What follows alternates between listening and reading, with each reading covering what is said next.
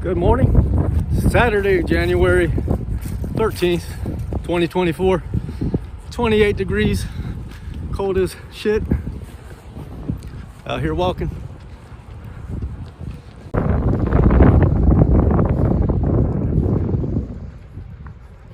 It's over here behind the U-Haul. Greenbelt's over that way. There's Hobby Lobby. Kroger up there. Just another cold, quiet, windy day.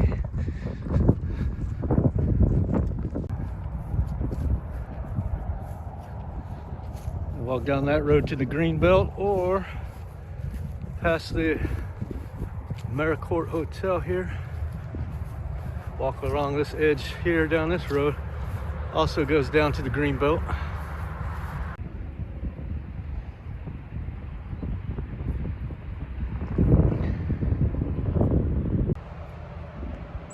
Carolina chickadee right there on that tree.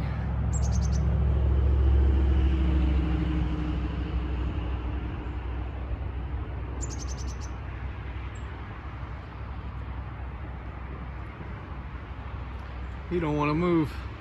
It's too cold.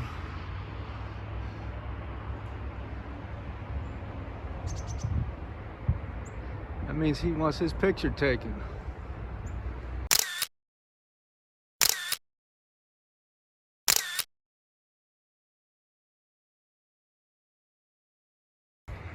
Now we're coming down here to the Greenbelt Trail.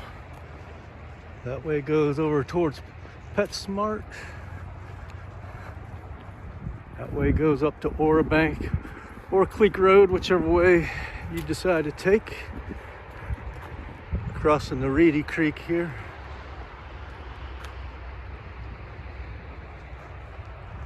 And then straight ahead, there's a field just waiting to be explored.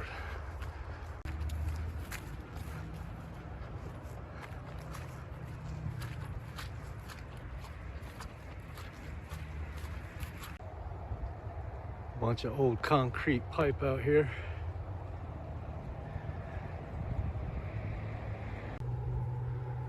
Somebody's shooting something out there.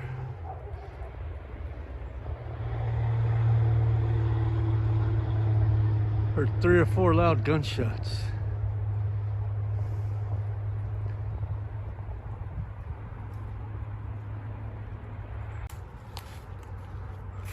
Bunch of rubble back here.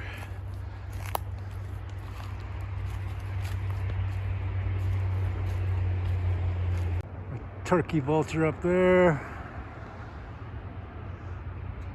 Squirrel on that tree.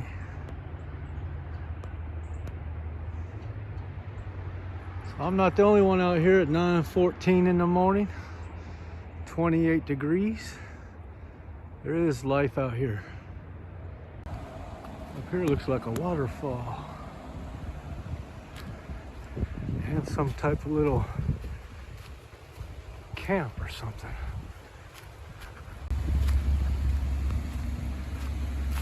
Somebody's camping spot here. Let's check out this waterfall.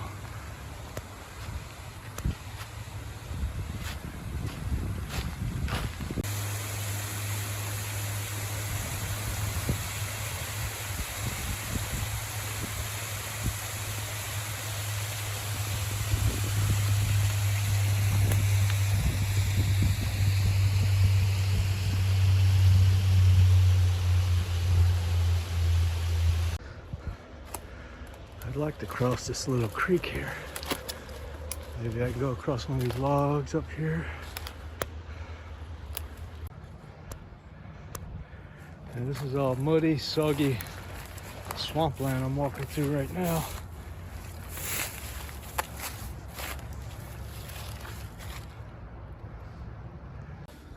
I've made it to drier ground, but it's very brushy. A lot of thorns. A lot of swamp. There's a whole field of cattails.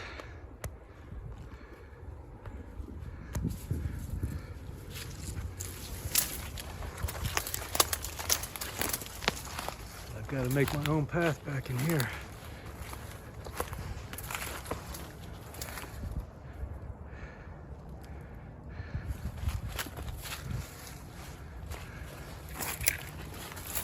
That's all thorns right there. I think this might be some type of life lesson here. If you take the wrong turn in life, you end up in a swampy morass full of thorns. The only way to get through it is to plow your way through. Just pick a direction, keep going until you reach higher ground.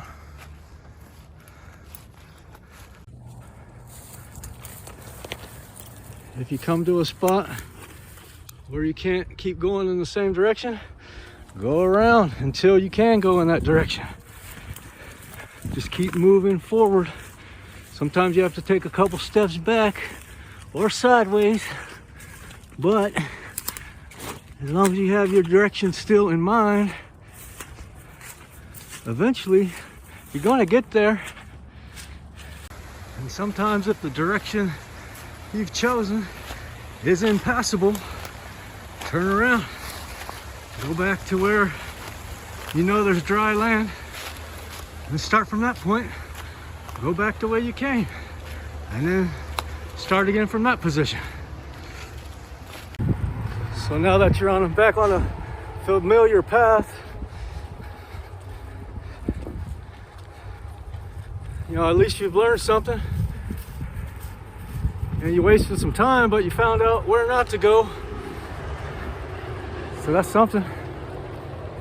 That'll do it for today's video. Thanks for walking along. I'm gonna do some reading at the end of the video, so stay tuned for that. Roger, over and out.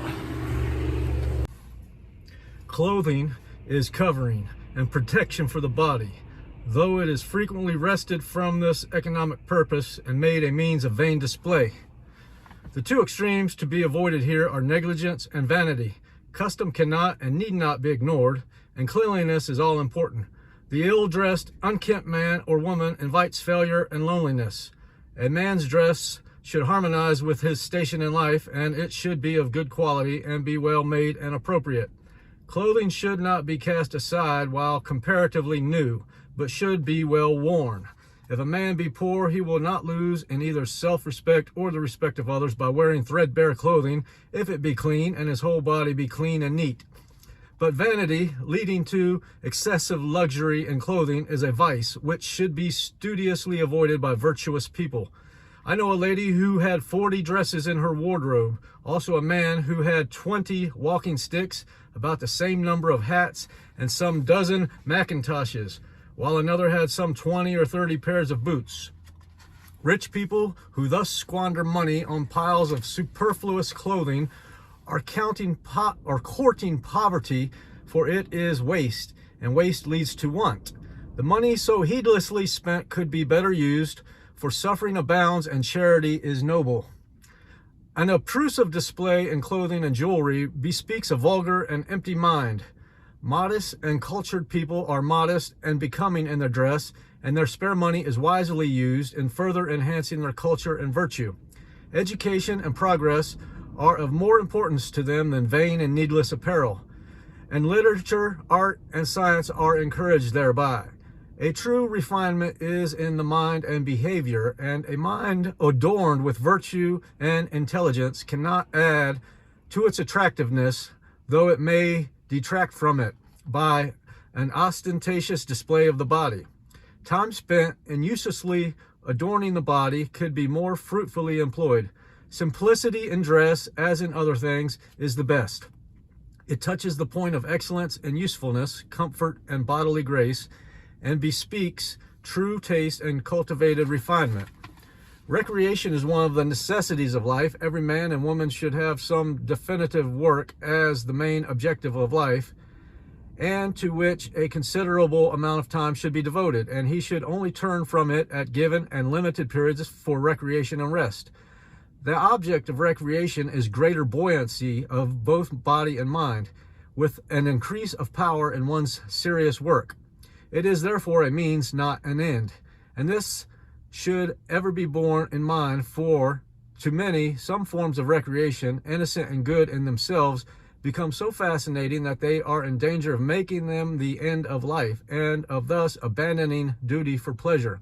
To make of life a ceaseless round of games and pleasures, with no other object in life, is to turn living upside down, as it were, and it produces monotony and enervation.